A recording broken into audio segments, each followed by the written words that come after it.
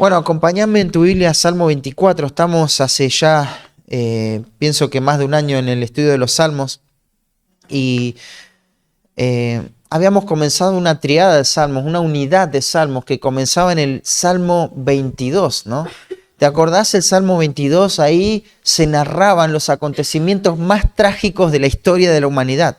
El hecho más aberrante e injusto que este mundo pudo haber conocido, lo tenemos narrado y descrito en el Salmo 22. Cuando nosotros vemos los acontecimientos de la cruz y leemos los evangelios, ellos nos narran con fidelidad, pero en segunda persona nos cuentan lo que ellos vieron. Pero en este Salmo, por obra del Espíritu Santo, David está testificando que Cristo vivió esto en primera persona. Es como si Cristo nos contara los padecimientos de la cruz. Si tenemos que tomar un elemento sublime, material de este salmo, sería la cruz, sería una cruz. Luego vimos el Salmo 23, qué precioso salmo y cómo disfrutamos estar tanto tiempo ahí, porque vimos que Jehová es nuestro pastor, ¿no? Ya que Él es nuestro pastor, nada nos va a faltar. El elemento sublime que podemos extraer de ahí, de ese buen pastor, es el cayado, es su cuidado pastoral. Pero ahora tenemos enfrente otro salmo.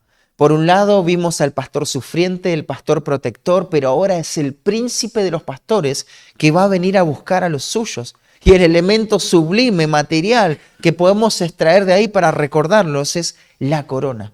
La cruz, el cayado y la corona. Estos tres salmos nos muestran de manera dinámica y práctica el carácter de Dios, el costo de nuestra redención, su fidelidad providente y su exaltación en gloria. Sobre el Salmo 24, si notás, no tenemos mucha información contextual. No nos dan las circunstancias del escrito ni tampoco los momentos en que debía usarse este salmo. Sin embargo, hay un historiador famoso llamado Josefo que afirma que este salmo fue compuesto por David cuando llevaba el arca a Jerusalén. No podemos asegurar eso con exactitud, pero eso es lo que se dice. Por otra parte, la tradición judía sostiene que este himno se cantaba el día domingo, una semana antes de la Pascua. Ese dato, recordalo porque nos va a servir al final del sermón. Pero lo que sí podemos reconocer en cuanto al contexto es su autor. La descripción del Salmo o la suscripción del Salmo comienza así. Salmo de David. Salmo de David. Me gusta el comentario de Spurgeon sobre esto. Él dice así. El Salmo de David. Por el título solo conocemos quién fue el autor. Pero esto en sí ya es interesante y nos lleva a observar las maravillosas operaciones del Espíritu sobre la mente del dulce cantor de Israel, capacitándole para tocar la cuerda dolorida del Salmo 22, derramar las notas suaves de paz del Salmo 23 y aquí emitir acordes majestuosos y triunfantes. Tremenda descripción, ¿no? Entonces tenemos esta triada del Salmo que también nos traslada a Filipenses capítulo 2, donde vemos la humillación de Cristo en su máxima expresión. Nadie podía humillarse tanto como lo hizo Cristo.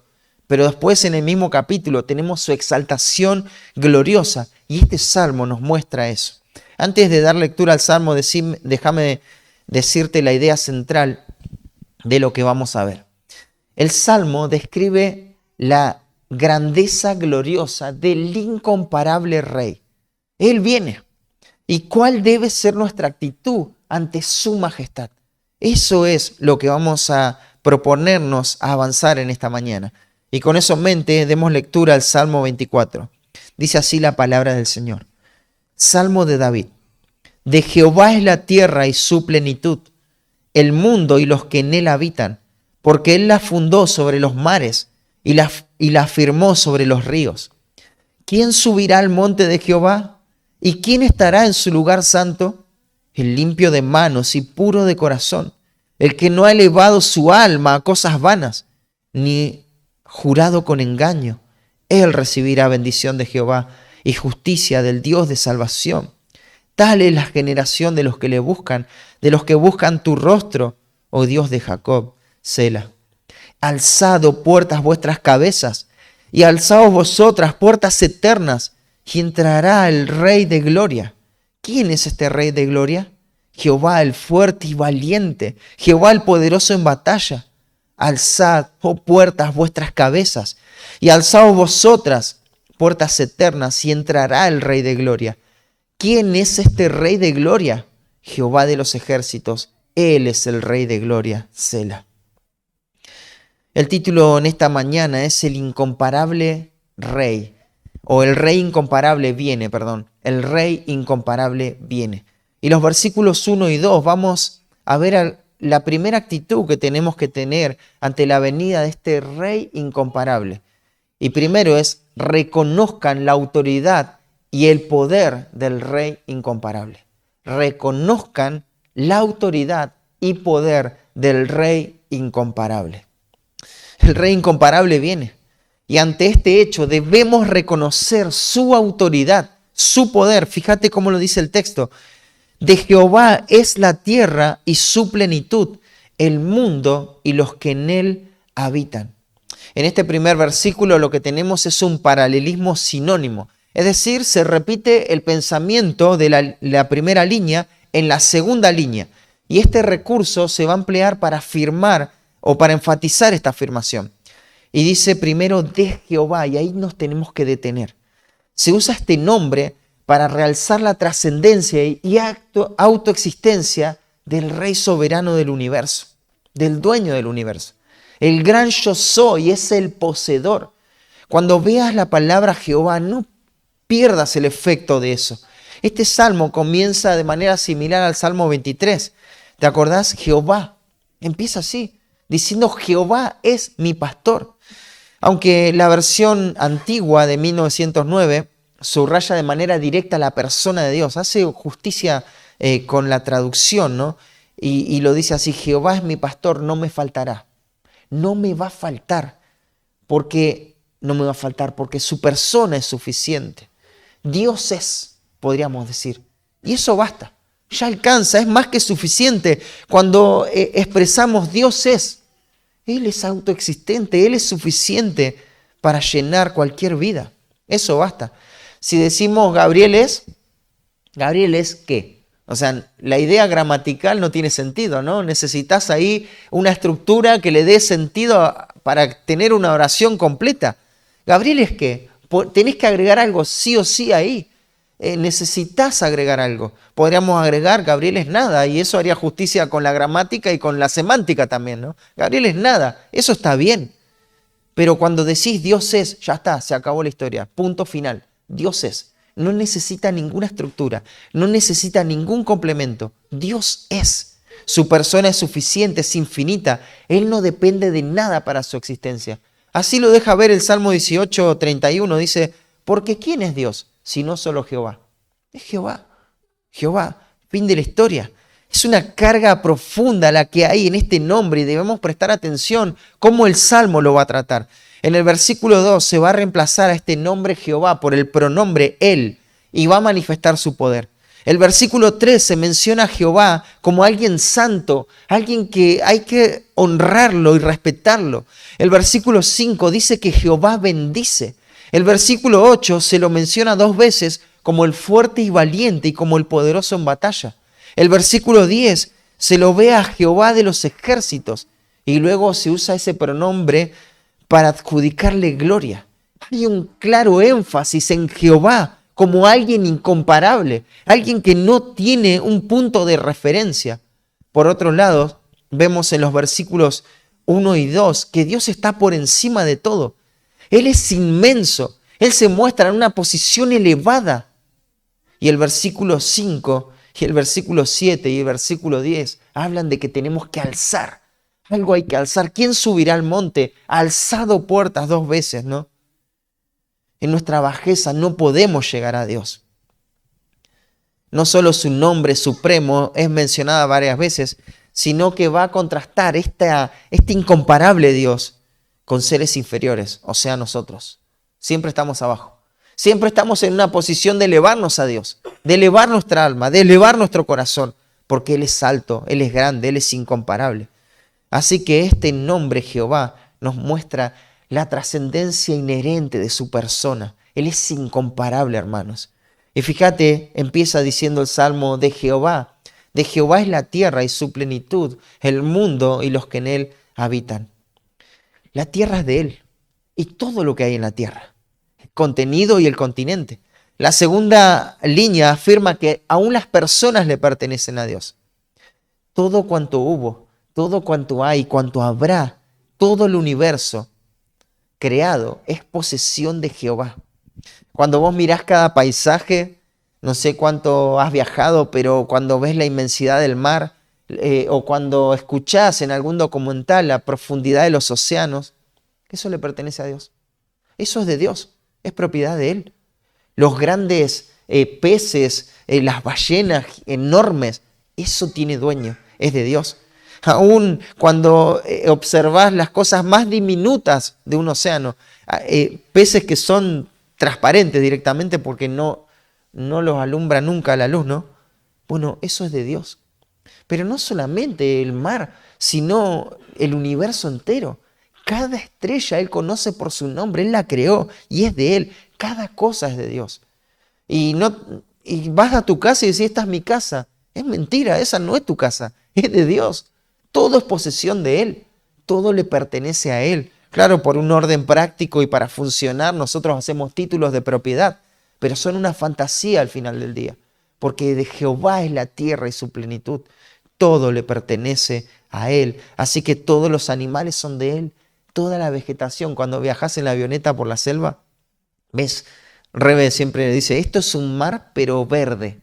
Y es así, no hay lugar donde vos mires que no haya un árbol, que no se vea verde. Eso es de Dios, eso es de Dios. Esas montañas ahí olvidadas, esos animales que nunca el hombre va a llegar a ver, son de Dios y hacen lo que tienen que hacer, funcionan y son sostenidos por Dios. Ahí en Primera de Crónicas 29:11, no hace falta que lo busques, yo te lo leo, así adelantamos.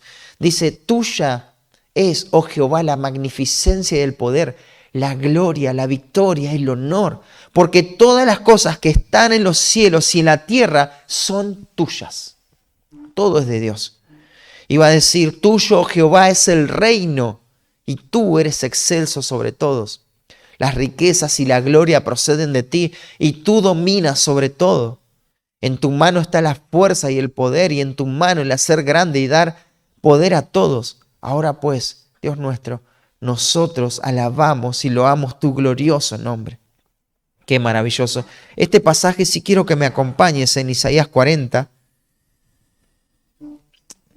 Isaías 40 marca una transición en la profecía de Isaías. Acá, después del juicio, después de que la nación es expuesta en su pecado, hay un llamado a predicar las buenas nuevas, ¿no? Con ese comienzo del capítulo donde dice, consolaos, consolaos pueblo mío, y va a mostrar la grandeza de este Dios incomparable también, ¿no? Dios puede restaurar una nación, puede restaurar una vida, de acuerdo a este pasaje, por su grandeza incomparable. Pero vayamos directamente a las implicaciones de los textos que queremos extraer de aquí. En el versículo 21 dice, ¿no sabéis? ¿No habéis oído? ¿Nunca os lo han dicho desde el principio? ¿No habéis sido enseñados que desde que la tierra se fundó? Él está sentado sobre el círculo de la tierra, cuyos moradores son como langostas. Él extiende los cielos como una cortina, la despliega como una tienda para morar. Versículo 23. Él convierte en nada a los poderosos y a los que gobiernan la tierra hace cosa vana.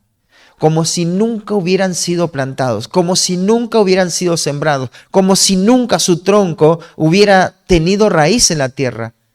Tan pronto como sopla en ellos se secan y el torbellino los lleva como hojarasca. Versículo 25. ¿A qué pues me haréis semejantes? ¿O me compararéis? Gracias, Padre. Dice el Santo. Versículo 26. Levantad en alto vuestros ojos y mirad quién creó estas cosas. Él saca y cuenta su ejército. Y a todas llama por sus nombres. Nunca faltará.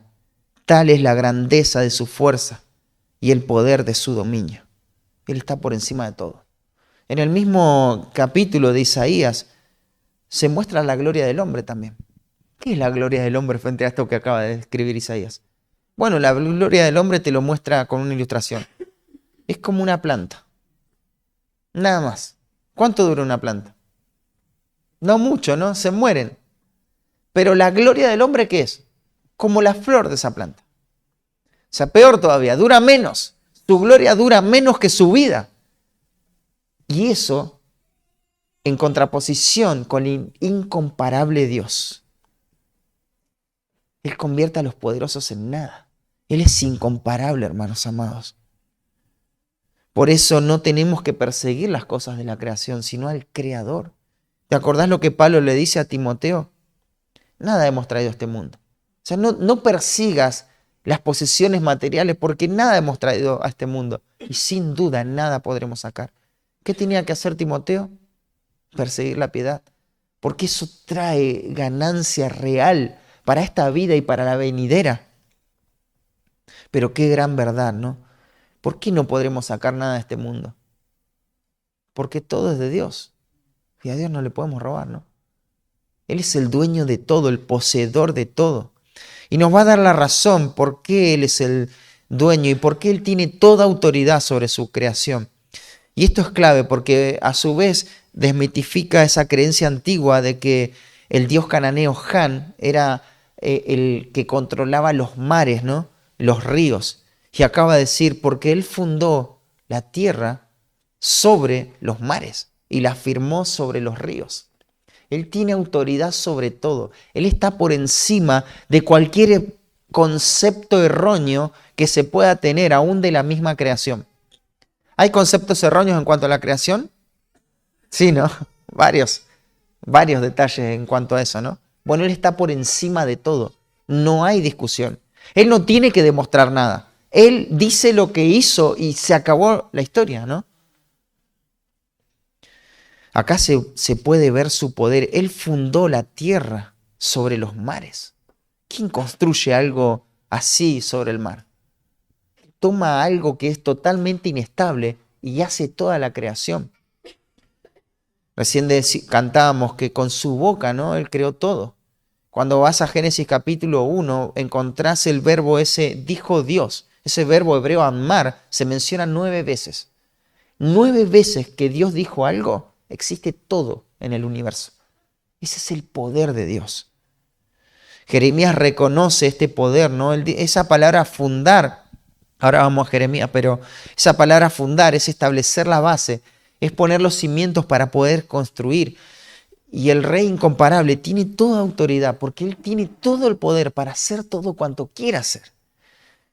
Cada vez que se busca reconocer el poder de Dios, los autores bíblicos lo que hacían era recordar la creación. Jeremías profetizó en un tiempo muy difícil, muy hostil, ¿no? Y cuando vas a Jeremías 32, también te lo leo yo porque después vamos a ir a otros pasajes que quiero que los busques. Pero acá al profeta se le dice que compre un terreno por un precio justo. Es llamativa esta narrativa, ¿no? Es única. A un profeta se le dice, anda y comprate un terreno. Así que si estabas ahí con la duda de comprar un terreno y lees esto, Dios, no es la hermenéutica correcta, ¿no? Pero se le da esta orden y él tiene que obedecer. ¿Y qué significa que él se compre un terreno? Bueno, Dios iba a cumplir la promesa de que Él iba a hacer volver a su pueblo al lugar donde Él iba a establecer su reino en Jerusalén. Y Él les dice, andá y comprá este terreno. El problema es que este terreno estaba en manos de los enemigos de Israel. Es más, el ejército estaba acampando en ese terreno. Y a Jeremías se le dice que haga todo en regla. Que pague, vamos a suponer, la escritura, que haya testigos, todo, porque es legítimo que él lo compre bien. Y claro, él sabe que Dios es poderoso, pero también está confundido, ¿no? Porque es un hombre, es un ser humano. Señor, este terreno que yo voy a tener lo vamos a perder porque está en posesión de los enemigos. Y además Jeremías está diciendo todo el tiempo que que van a ser llevados cautivos. Y voy a comprar este terreno, es un desperdicio. Un desperdicio total. ¿Cómo es que vos vas a hacer todo esto? Bueno, y él en el capítulo 32, versículo 17 dice, oh Señor Jehová, he aquí tú hiciste el cielo y la tierra con tu gran poder. Fíjate lo que reconoce, ¿no? Y con tu brazo extendido. Ni hay nada que sea difícil para ti. Que haces misericordia a millares y castigas la maldad de los padres en sus hijos después de ello. Dios grande, poderoso, Jehová de los ejércitos es su nombre, grande en consejo y magnífico en hechos. Porque tus ojos están abiertos sobre todos los caminos de los hijos de los hombres, para dar a cada uno según sus caminos y según el fruto de sus obras. Y va a seguir diciendo esto, ¿no? Pero el versículo 25 dice, oh Señor Jehová, tú me has dicho, cómprate la heredad por dinero y pon testigos, aunque la ciudad sea entregada en manos de los caldeos. O sea, ¿es verdad lo que me estás diciendo? Porque es una locura total. Si todo va a ser destruido, vamos a ser llevados cautivos, ¿para qué voy a comprar esto? Y vino palabra de Jehová a Jeremías diciendo, he aquí, yo soy Jehová. Ya está, se acabó. Si yo dije, lo voy a hacer, ¿no? Dios de toda carne. ¿Habrá algo que sea difícil para mí? Yo voy a hacer volver a mi pueblo. Comprá ese terreno. Hacé lo que yo te digo. Yo soy poderoso para eso. Y es interesante porque Jeremías descansa en el poder de Dios y ve a un Dios creador de todo, ¿no? Y este texto en Salmo nos afirma esto, ¿no? Pero no solamente se ve la autoridad y poder en la creación del universo, sino en el funcionamiento de todas las cosas. Porque la segunda línea dice, y la afirmó, refiriéndose a la tierra, sobre los ríos. Esa palabra afirmó no es un sinónimo de fundar, sino que tiene que ver más que nada el sentido es sustentar. Él tiene autoridad sobre todo, no solo por creación, sino porque Él sostiene todo. Entendamos esto, hermano. El creador de todo el universo es el mismo sustentador de todo el universo. Él sostiene la tierra, hace funcionar toda la creación para su gloria. Eso me impacta del Señor, porque uno podría pensar, bueno, Dios creó todo y hizo funcionar todo, y ahora todo sigue un patrón de funcionamiento que ya está. Pero este texto no nos dice eso. Este texto nos dice que Dios creó todo y Él sustenta todo. Hebreos 1 también muestra eso, ¿no? Asimismo hizo el universo y quien sustenta todas las cosas por la palabra de su poder. Así como Él dijo, sea la luz, ahora dice que la luz funcione hoy, cada instante. Así como Él creó la tierra, Él manda a la tierra a funcionar, a que gire, a que rote sobre su eje, gire alrededor del sol. Así como Él creó los mares, Él es el que le manda a los mares a que no pasen el límite que Él estableció. Así como Él creó todo en esta vida, Él sostiene toda nuestra vida. Incluso nosotros, hermanos, somos una muestra de eso, ¿no? Dios nos creó, pero ¿cuántas cosas en este momento están funcionando en tu cuerpo de manera compleja y no tenemos ni idea de lo que está pasando? ¿Quién está atrás de eso? ¿Quién está atrás de eso? El sustentador de todo. Dios está sosteniendo nuestra vida en este momento. Si algo chiquito, minúsculo, se sale de su funcionamiento adecuado, vas a morir. Es así de sensible nuestra vida, ¿no? Así de frágil, pero así de poderoso es el Señor, que Él nos crea y hace que todo funcione al mismo tiempo que está haciendo que todo tu organismo físico funcione, hace que un insecto tenga vida. Un insecto está en el sustento de cada cosa. Un ejemplo bíblico son las aves, ¿no? Dios cuida de las aves. O sea, no debemos preocuparnos. Él las cuida. Él puede sustentar la vida de un ave, no solamente proveyéndole de alimentos, sino haciéndola vivir. Ese es el Dios que tenemos. Es incomparable. ¿Qué es? Nuestra mente no puede asimilar todo esto. Es glorioso, es grande. ¿Y cómo no va a tener autoridad? En Apocalipsis 1:8 dice, yo soy el alfa y la omega, el principio y el fin, dice el Señor, el que es, el que era y el que ha de venir, el Todopoderoso, el Todopoderoso. La venida de Cristo es inminente, Él viene. Y en Apocalipsis 1:8 se afirma su venida sobre su propia persona, sobre lo que Él es. Pero una de las cosas que Él es el Todopoderoso, el Pantocrátor en griego. Panto es de todo y Krator, todo poder. Él controla todo lo que está pasando, Él es el poder supremo, está en control absoluto de todo. Pero cuando uno mira la corona de la creación, que es el hombre, ¿qué ve? Que esta creación diminuta, insignificante, frágil, se rebela contra el incomparable Rey.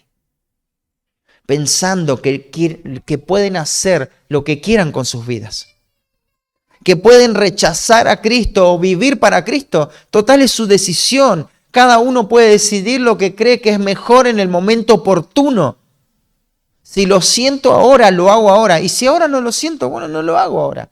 Lo haré cuando lo sienta porque los sentimientos son la autoridad, ¿no? Nadie me puede obligar ni forzar. Y es más, no solo que no me pueden obligar, sino que deben respetar mi decisión. Pero quiero decirte que ningún ser humano, nadie está en la posición de elegir lo que va a hacer y no hacer con Dios, porque Él es el dueño, Él es el creador y es el sustentador. Lo único que tenemos que hacer es aceptar y obedecer su voluntad. Acompáñame a Hechos capítulo 17, versículo 24. Pablo, aprovechando una de tantas oportunidades para predicar la palabra,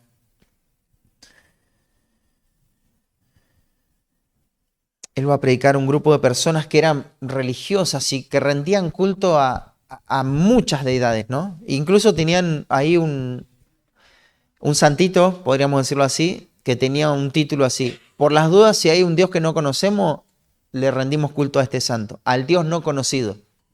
O sea, para que nadie se enoje, porque los dioses se enojaban y venían las pestes y todo eso, ¿no? Así idólatras eran. Y Pablo va a tirar abajo todo eso. Mirá lo que hace. 17:24. Dice, el Dios que hizo el mundo. Se acabó todo ídolo, ¿no? El Dios que hizo el mundo y todas las cosas que en él hay, siendo Señor, tu autoridad, siendo Señor del cielo y de la tierra. Él no solamente tiene toda la autoridad en el cielo, sino en la tierra. No habita en templos hechos por manos humanas, ni es honrado por manos de hombres, como si necesitase de algo, pues Él es quien da a todos vida y aliento y todas las cosas. Y de una sangre ha hecho todo el linaje de los hombres para que habiten sobre toda la faz de la tierra. Y les ha prefijado el orden de los tiempos y los límites de su habitación. ¿Puedes ver la autoridad del incomparable Rey? Y el versículo 7 nos da el propósito para que busquen a Dios, si en alguna manera, palpando, puedan hallarle, aunque ciertamente no está lejos de cada uno de nosotros. Versículo 28. Porque en Él vivimos y nos movemos y somos. ¿Reconoces eso en tu vida, hermano querido? En Él vivimos, nos movemos y somos. Sin Dios no somos nada. Él es el que sustenta nuestra vida. Pero el versículo 30 es impactante. Fíjate, no hay opción con este Rey incomparable. No hay opción ante su poder y autoridad, porque el versículo 30 dice, pero Dios, habiendo pasado por alto los tiempos de esta ignorancia, ahora manda a todos los hombres en todo lugar que se arrepientan. No es una opción lo que voy a hacer con Cristo, hermano amado. No es una alternativa. No puedo postergar esto porque hay una orden. El Rey incomparable que tiene toda la autoridad, todo el derecho sobre nuestra vida, manda a cada hombre que se arrepienta. Es una orden. Y el versículo 31 dice, por cuanto ha establecido un día en el cual juzgará al mundo con justicia por aquel varón a quien designó, dando fe a todos con haberle levantado de los muertos. Le perteneces a Dios por creación, así que tenés una responsabilidad delante de Dios. Pero, ¿sabes? No es una buena noticia solamente entender que le perteneces a Dios porque Él te creó, si todavía no te amparaste en la obra de Cristo. Es una verdad innegable pertenecer a Dios porque Él nos creó, le pertenecemos, Él nos creó, nadie, ningún ser humano puede negar esto. Pero hay una verdad que es llena de gracia y es pertenecer a Dios por redención. Eso es nacer de nuevo. Todos pertenecen a Dios por creación, pero no todos por redención.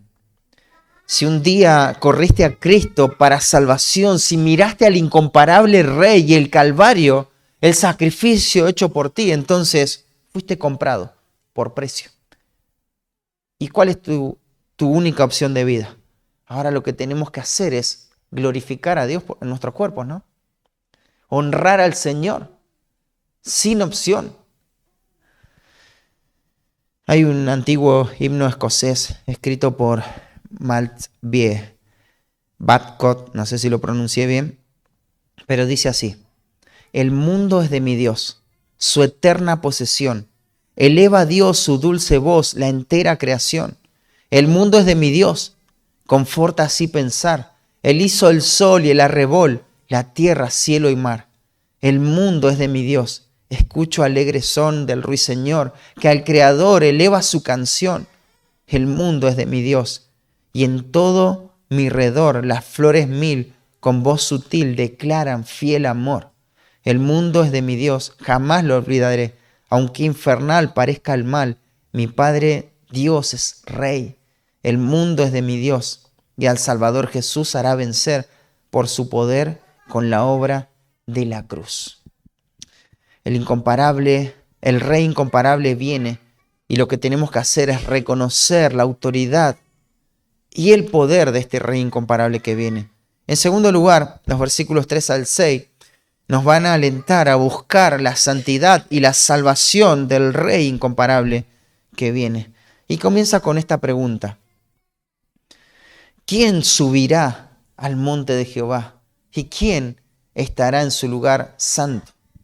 Después de describir la autoridad del Rey incomparable, se hace la pregunta: ¿quién puede acercarse entonces a este Rey incomparable? ¿Cómo hacemos? Bueno, es una pregunta que también se hace en el capítulo 15 de Salmos, ¿no? ¿Te acordás? Johnny nos estuvo compartiendo esto. Jehová, ¿quién habitará en tu tabernáculo? ¿Quién morará en tu monte santo? Si es una pregunta retórica, entonces la respuesta acá es negativa. Nadie puede acercarse a Dios. Pero aún así hay una respuesta.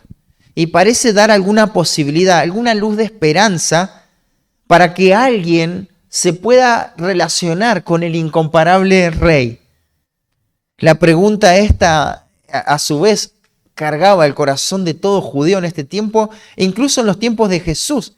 La gente estaba agobiada con la carga de significado de esta pregunta. ¿Quién es apto para el reino de Dios? ¿Quién puede acercarse ante el Dios incomparable? ¿Quién puede tener comunión con Él? Y en el tiempo de Jesús, mucha gente apuntaba a los fariseos, ¿no? Porque veían sus obras, su disciplina personal, su manera de presentarse, y decían: ellos son los que van a entrar al reino. Hay que vivir como ellos. Hay que escucharlo. ¿Por qué pensás que todos temblaban ante lo que decía un fariseo? Porque eran la autoridad. Porque ellos parecía que habían alcanzado esto, ¿no? Pero Jesús llega y predica un sermón en Mateo 5 y destruye todo ese pensamiento. Jesús va a destruir ese concepto y coloca la justicia de los fariseos mismos, lo más extraordinario que se podía ver en la tierra, como insuficiente para entrar al reino de Dios. Y Él les dice en el versículo 20, ¿por qué os digo, si vuestra justicia no fuera mayor que la de los escribas y fariseos, no entraréis en el reino de los cielos? Entonces Cristo les está diciendo, o le está diciendo a la gente, que deben ser vestidos de una justicia superior. En realidad Cristo no le está diciendo nada nuevo, es lo mismo que encontramos en este salmo. Por esa razón el versículo 4 nos da las condiciones para tener comunión con el Rey incomparable, en su reino, ¿no? Y lo primero que sobresale acá es la santidad. Dice, limpio de manos, puro de corazón, apartado de cosas vanas, sin engaño en su boca. Lo leemos en el texto. El limpio de manos y puro de corazón, el que no ha elevado su alma a cosas vanas, ni ha jurado con engaño. Déjame darte algunas notas de cada una de estas cosas. Limpio significa alguien moralmente puro y sin culpa. Alguien que no ha cometido nunca ninguna iniquidad. Alguien que puede mirar sus manos y decir, no hay sangre en mis manos, no hay injusticia en mis manos. Y llegar a la conclusión de que está limpio delante de Dios. Una persona que obra bien. ¿Por qué? Porque tiene un corazón puro. Su obra externa refleja la pureza de su corazón. Ahí cuando habla de puro es inocente, sin fallas en su interior. No es que hace las cosas bien, hay cosas buenas en su corazón. Va a decir, el que no ha elevado su alma a cosas vanas. O sea, no llevó su corazón a lo que no tiene valor. No alzó su corazón a las vanidades y a la inutilidad de este mundo, ¿no? Él no se dejó atrapar por lo vano. No puso su corazón en riquezas pasajeras, en el placer. Nunca se inclinó por cosas que no satisfacen el alma. Y después dice, ni jurado con engaño. Él habló la verdad. Sus palabras solo reflejaron la verdad de Dios. Así que si vos encontrás a esta persona, o si sos esta persona limpio, puro, nunca te desviaste tras la vanidad, no juraste con engaño, ya está. Eso es todo. Esos son los únicos requisitos para entrar al reino de Dios.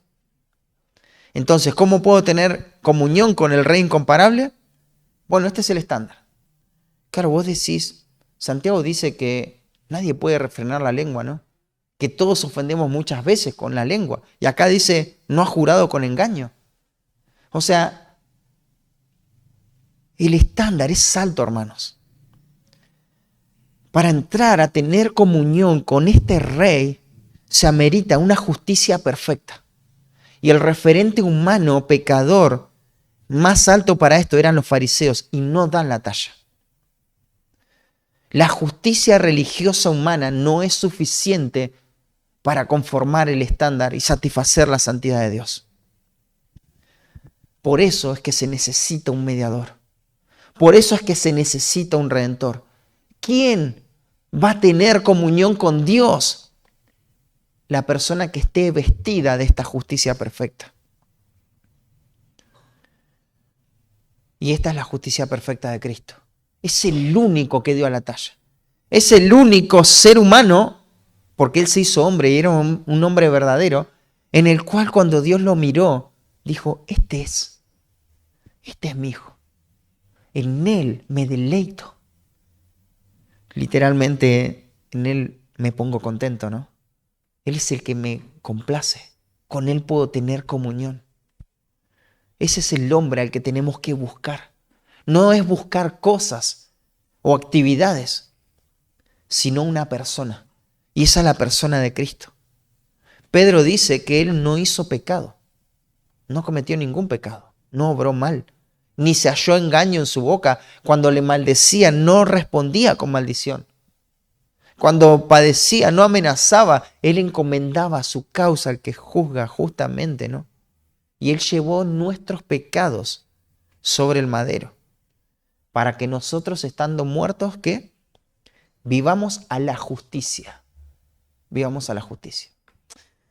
Él tomó la maldad de nuestro pecado, la fealdad y la culpa por nuestro pecado sobre sí mismo. Él las cargó y a cambio de eso nos dio su justicia.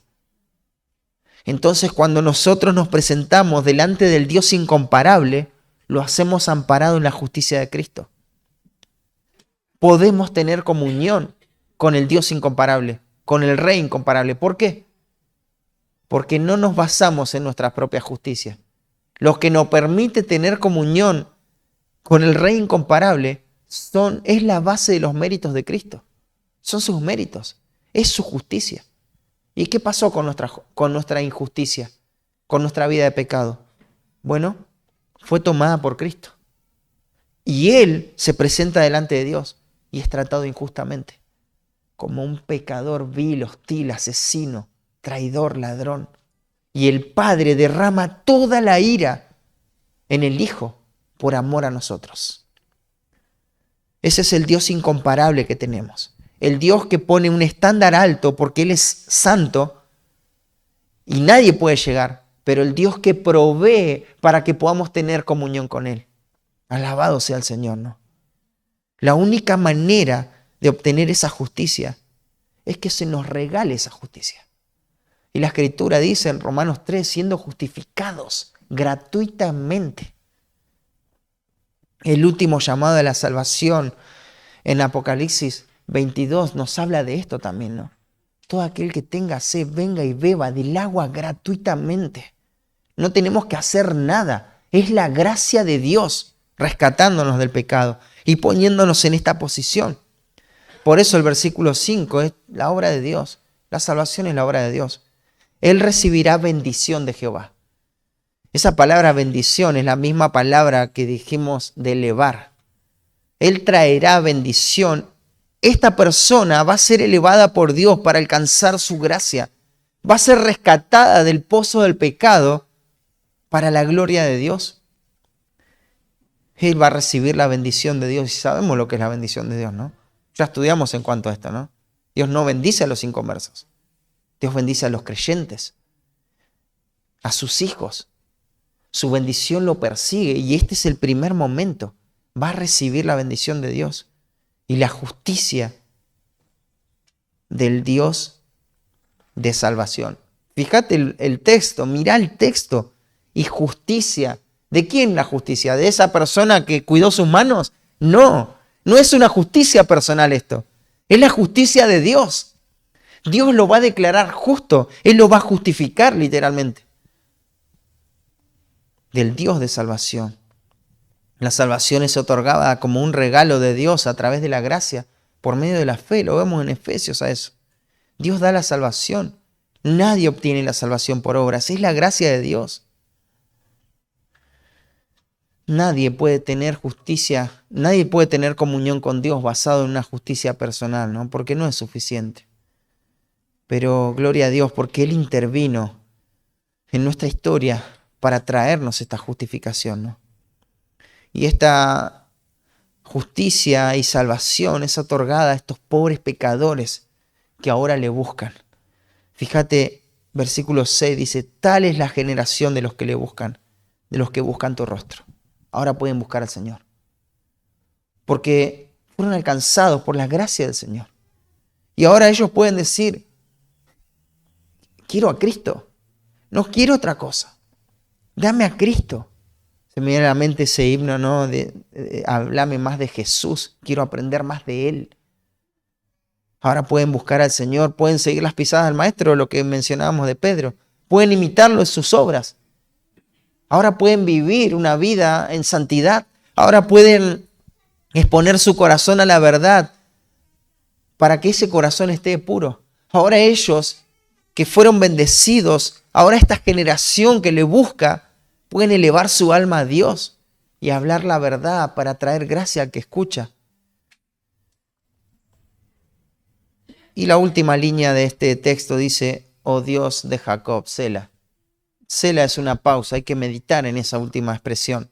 Mira, se nos mostró, se nos invitó a que reconozcamos la autoridad y el poder del Rey incomparable que viene. Él viene y es grande, Él tiene autoridad sobre nuestra vida. Pero también se nos instó a buscar la santidad y la salvación solamente en la persona del Rey incomparable. Y ahora dice, oh Dios de Jacob. Primero te mostró lo más grande que puede mostrarte el texto. la grandeza de Dios, ¿no? Y te mostró un acceso para eso. Y por si te quedaste ahí diciendo, no, pero yo no creo que pueda tener comunión con este Dios tan grande, yo soy un miserable. Y la última línea dice, oh Dios de Jacob. ¿Te acordás de Jacob, no? Jacob, ¿por qué se usa el nombre Jacob acá? ¿Qué significa Jacob? El suplantador, el engañador, el mentiroso. O sea, Jacob es justamente la persona que no da el estándar. Hizo cosas malas. Engañó con su boca un montón de veces. Su alma buscó sus propios deseos. Y lo puedes ver hasta en su matrimonio, buscando todo el tiempo sus deseos. Es la persona que no deberías ver si es que querés vivir el estándar que Dios propuso. Pero es la persona que podés ver porque esta persona se amparó en Dios. Se amparó en la justicia de Dios. Por eso él es bendecido con esta justicia. Si Jacob puede tener comunión con el Rey incomparable que viene, entonces Gabriel también puede tener comunión con el Rey incomparable que viene. Entonces vos también puedes tener comunión con este Rey incomparable que viene.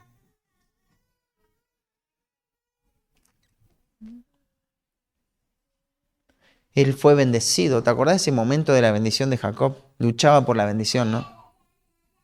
Y se dice extrañamente que Jacob venció, peleó con Jehová y venció. ¿Qué? Eso te hace como un choque teológico en la mente. O decir, ¿cómo que venció? ¿Cómo que venció a Jehová? Y aparte vos mira el cuadro de Jacob. ¿Cómo terminó el ángel de Jehová y cómo terminó Jacob en esa batalla? ¿Te acordás? Terminó rengo, herido, lastimado ahí, no puede ni caminar Jacob. Y el ángel de Jehová con toda autoridad bendiciendo. Pero venció Jacob. Es una locura esto, no se ve nunca esto. ¿Por qué venció Jacob? Bueno, venció porque se dejó vencer. Venció porque fue herido y fue alcanzado por la gracia del Señor. Y esa es la paradoja, ¿no? de ganar. Cuando soy derrotado por el Señor, ahí se puede decir que tengo la victoria, ¿no? Así que ese es el Dios que tenemos, el Dios de Jacob puede ser nuestro Dios. Pero a su vez dice los que buscan su rostro. ¿Y qué es buscar el rostro de Dios? Bueno, hay diferentes conceptos que se dicen mal en cuanto a Dios. Y eso de buscar su rostro parecería como, bueno, un romanticismo, ¿no? Como ese concepto sentimentalista, no, ahora voy a buscar tu rostro, qué hermoso tu rostro, y esto y lo otro. Pero nada que ver, el texto no va por ahí. Eso es un anacronismo para este significado, ¿no? Acá lo que está haciendo el autor es usar un antropomorfismo. Eso es un recurso literario. Dios no tiene rostro. Él es invisible. Pero el rostro es un rasgo humano. ¿Qué puedes ver en el rostro en esta cultura? Lo que ves es el carácter, la característica. Lo que está diciendo el salmista es, estas personas que fueron alcanzados por la gracia de Dios, fueron justificadas, se van a esforzar para conocer y buscar el carácter de Dios. No se conforman con otra cosa, con algo menos que el carácter de Dios. Ellos van a indagar y van a navegar y nadar en las profundidades, las perfecciones de Dios. Buscan lo que trascienden. Fueron salvos no para ser felices, fueron salvos para conocer a Dios. Aquellos que han sido salvados no necesitan otra experiencia en su vida. No necesitan una segunda consagración. Ellos entendieron que estaban muertos espiritualmente, que odiaban a Dios, que rechazaban a Cristo y ahora aman a Cristo. Están vivos espiritualmente y ahora quieren vivir vidas para Cristo. Si sos hijo de Dios, no necesitas una segunda experiencia para consagrarle tu vida a Dios. Si pensás eso, si pensás que tiene que Dios tocar tu corazón de alguna otra manera para que decidas entregarle toda tu vida a Dios, déjame decirte que estás minimizando la obra del Evangelio. ¿Hay algo más grande y glorioso que puede impactar más tu corazón que el Calvario, que la cruz de Cristo? ¿Hay algo más importante que eso? Nada, nada. El que verdaderamente comprendió el Evangelio jamás se puede recuperar del Evangelio. No necesita otra cosa. No necesita otra gracia. No necesita que le haga un clic en la mente y ahora quiera servir al Señor. Por eso es que los autores bíblicos ven al creyente así, ¿no? Todo confrontado con el Evangelio. Un creyente hace esto, no hace esto. Somos nosotros, los seres humanos pecadores, que queremos minimizar nuestro pecado y poner diferentes procesos cuando el Señor no los ve así. Y cuando no lo ves así. Esta persona no puede retornar. Esta persona dijo adiós al mundo. Esta persona no la viste más. Lo que antes conocías en la carne ya no lo conoces más. Esta persona tomó la cruz. Esta persona fue impactada por Cristo y no vuelve más. Un hombre que ha sido alcanzado o una mujer que ha sido alcanzada por el Evangelio nunca más vuelve a ser el mismo. Es un camino sin retorno. Y ese es el fruto innegable de la salvación, es vivir una vida santa. Claro, hay pecado con el que tenemos que lidiar, pero estamos dispuestos, porque ¿de qué fuimos salvos, no? Fuimos salvos del pecado, nada más, pero nada menos que eso. Muchas veces pensar que solamente fuimos salvos del infierno es lo que nos hace vivir vidas mediocres, ¿sabes por qué? Porque decimos, bueno, Dios ya me rescató del infierno, así que no. La Biblia muestra que fuiste salvo del pecado y no vas a ir al infierno como consecuencia de haber sido rescatado del pecado. Pero si todavía vivís la misma vida pecaminosa, pecados que controlan tu vida, entonces no fuiste salvo del pecado. El cielo es la consecuencia de alguien que fue rescatado del pecado y ahora vive para la gloria de Dios. Así que en un momento vive para la gloria de Dios, busca el rostro de Dios, tanto que se encuentra en el cielo, disfrutando de la gloria de Dios y de la presencia de Dios por toda la eternidad. Ese es el evangelio glorioso de la Escritura, ¿no? Pero si ya eres salvo y de todas maneras te abruma el pecado, como muchas veces nos pasa, ¿no? Necesitamos arrepentirnos, necesitamos cambiar de dirección, necesitamos confesar el pecado y nuevamente ampararnos en la justicia de Cristo. No nos amparemos en nuestra propia santidad, en nuestra propia disciplina. Cuando pequemos, acudamos a la gracia y la misericordia de Dios. Acudamos a nuestra posición. Efesios capítulo 1 al 3, lo que somos en Cristo. Nadie nos puede quitar esa posición. Nadie nos puede sacar esta bendición que nos persigue cada día de nuestra vida, el bien y la misericordia. Y claro, Dios no quiere que pequemos, ¿no? Pero cuando confesamos, recibimos el beneficio de la misericordia de Dios. Así que el Rey incomparable viene. Reconozcan la autoridad y el poder del Rey incomparable. Busquen la santidad y la salvación del Rey incomparable. Pero último lugar, aunque son más versículos, esto va a ser corto. Anhelen al Rey incomparable que viene. Anhelen al Rey incomparable que viene.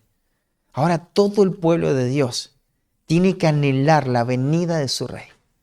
Todos tenemos que estar expectantes, como Johnny decía al principio, ¿no?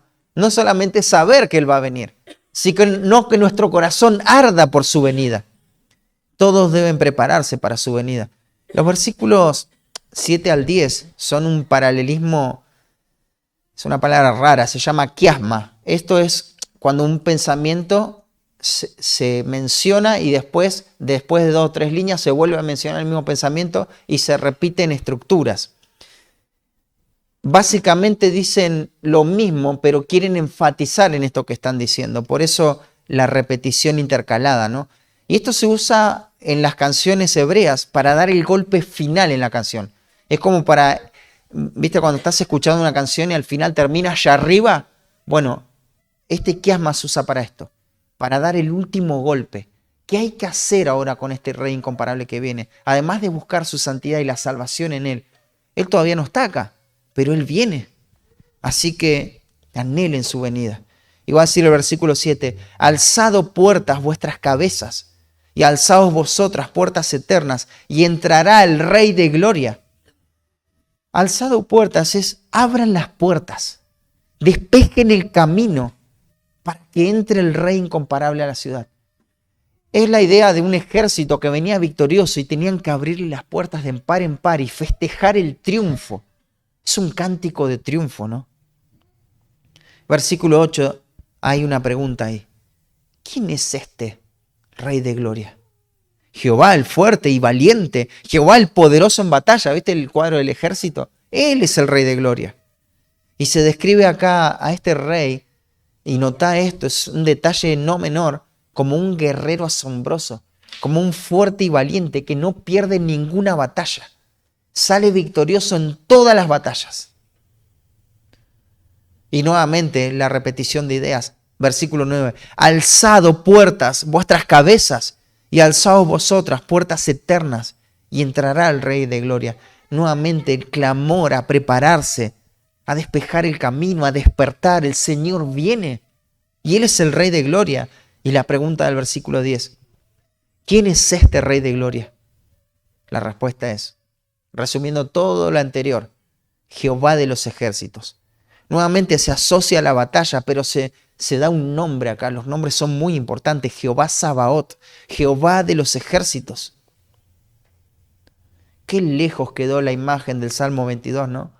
Cuando se vio la cruz ahí, el Mesías sufriente. Acá vemos una corona, pero una espada también. El rey entra.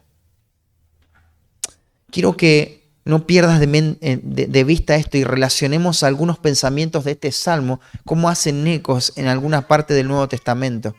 Te dije que este salmo se solía cantar los domingos. Esto es lo que afirman algunas fuentes rabínicas, ¿no? Que esta liturgia en el Templo de Jerusalén, el Salmo 24 se cantaba el primer día de la semana, equivale a domingo. Y acompañadme al Evangelio de Mateo, capítulo 21. Acá estamos el día domingo, una semana antes de la crucifixión, de la resurrección, mejor dicho. Jesús va camino a Jerusalén y Él va a entrar a la ciudad. Pensá que Mateo presenta a Cristo como rey. No queda duda de eso. El autor va a usar este concepto intertextual para traer Salmo 24 a su narrativa. Y fíjate cómo lo expresa. Mateo 21, 1 al 11, dice, versículo 1. Cuando se acercaron a Jerusalén y vinieron a Betfagé, al monte de los olivos, Jesús envió 2 discípulos diciendo, id a la aldea que está enfrente de vosotros, y luego hallaréis un asna atada y un pollino con ella. Desatadla y traédmelos. Y si alguien os dijere algo, decid, el Señor los necesita, y luego los enviará. Todo esto aconteció para que se cumpliese lo dicho por el profeta, cuando dijo, decida la hija de Sión, he aquí tu rey viene, manso, y sentado sobre un asna, sobre un pollino, hijo de animal de carga. Versículo 6. Y los discípulos fueron e hicieron como Jesús le mandó. Y trajeron el asna y el pollino, y pusieron sobre ellas sus mantos, y se sentó encima. Y la multitud, que era muy numerosa, tendía sus mantos en el camino, y otros cortaban ramas de árboles, y las tendían en el camino. Y la gente que iba adelante y al que iba detrás aclamaba diciendo, Hosana al Hijo de David, bendito el que viene en el nombre del Señor. Hosana en las alturas. Cuando entró Él en Jerusalén, toda la ciudad se conmovió, diciendo, ¿quién es este? ¿Te acordás la pregunta del Salmo 24? La ciudad se preguntó, ¿quién es este? Todos estaban abriendo las puertas de la ciudad, pero la ciudad, en lugar de alabarlo, ellos dijeron, ¿quién es este? ¿Y quién dijo la gente? Y la gente decía, este es Jesús el profeta. ¿Quién es? ¿Es verdad que es Jesús el profeta? ¿Quién es este? Él es el Rey de gloria. Eso es lo que la gente debía decir. ¿Quién es este? Es el Rey de Gloria. Pero ellos decían, es Jesús el profeta de Nazaret de Galilea. La familiaridad mató la adoración en esta gente. Ellos estaban familiarizados con el hombre y se olvidaron que era el Rey. Erraron. Lo familiar les nubló la vista. Todo el capítulo muestra la realeza del Hijo. ¿Te acordás lo que sigue la escena? Él tiene autoridad para entrar y tirar todas las mesas de los cambistas. Porque Él tiene toda la autoridad y poder, ¿no? Y Él, en este mismo capítulo, Él tiene la autoridad para decirle a una higuera que no da fruto, maldecirla, porque Él tiene autoridad sobre toda la creación. De Él es toda la tierra y su creación. Y eso se muestra todo en el capítulo 21 de Mateo. Es sorprendente, el Rey de Gloria es. Él es el Rey de Gloria. Pero nuevamente, esos mismos que preguntaban y llamativamente, ¿qué hicieron los fariseos? ¿Con qué autoridad haces estas cosas? ¿Te acordás? ¿Cuál es la autoridad que tenés? ¿Pero no viste quién es este que está entrando a la ciudad? Es el Rey de Gloria. ¿Y ustedes preguntan esto? Esa pregunta que hicieron los fariseos con esas bocas eran con las mismas bocas que un rato antes estaban entonando el Salmo 24. Tremendo. O sea, ellos estaban cantando el Salmo 24 en un momento del día y ellos son los mismos que cuestionan la autoridad de Cristo. No entendieron nada del Salmo 24. Un día Él va a volver. Y tenemos que estar preparados, hermanos. Ya no va a volver en un asno manso, Él va a volver en los términos que describe este Salmo. Él va a volver como un guerrero vencedor, como el Rey de Gloria, como Jehová de los ejércitos. Un comentarista dice lo siguiente sobre esto. Él dejó el cielo en humillación, pero regresará en exaltación. Él dejó el cielo para ser matado, lo hará otra vez para matar. Él dejó el cielo para servir y lo hará para ser servido. Él dejó el cielo una vez para ofrecer gracia y lo volverá a hacer para demandar justicia.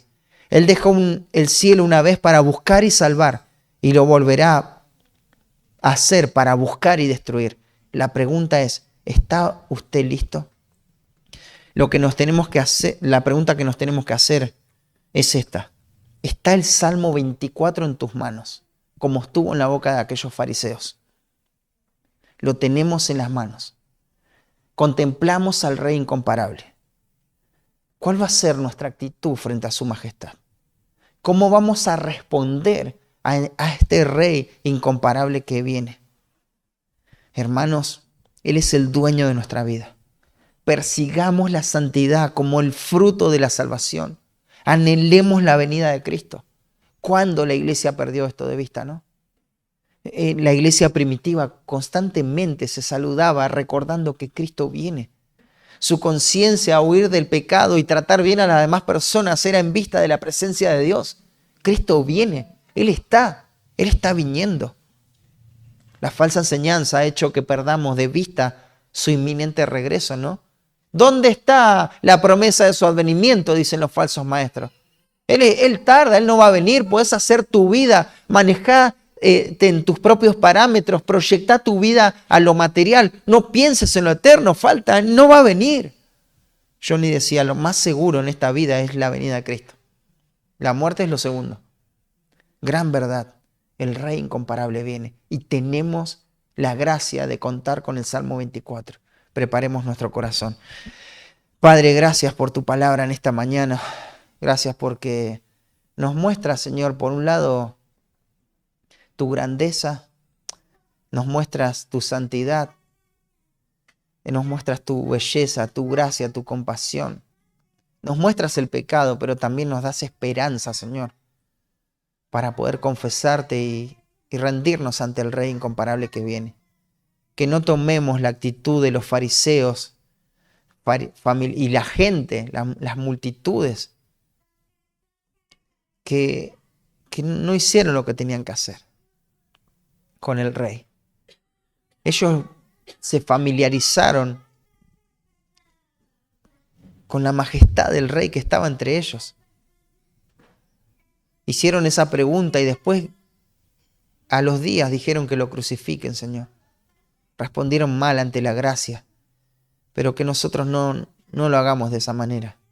Que podamos responder en fe, arrepentimiento, en obediencia, en una vida consagrada, entregada a ti, Señor, al servicio, Señor, a ti. Que se pueda consumir nuestra vida para ti, Padre Santo. Te lo pedimos en el nombre de Cristo Jesús. Amén.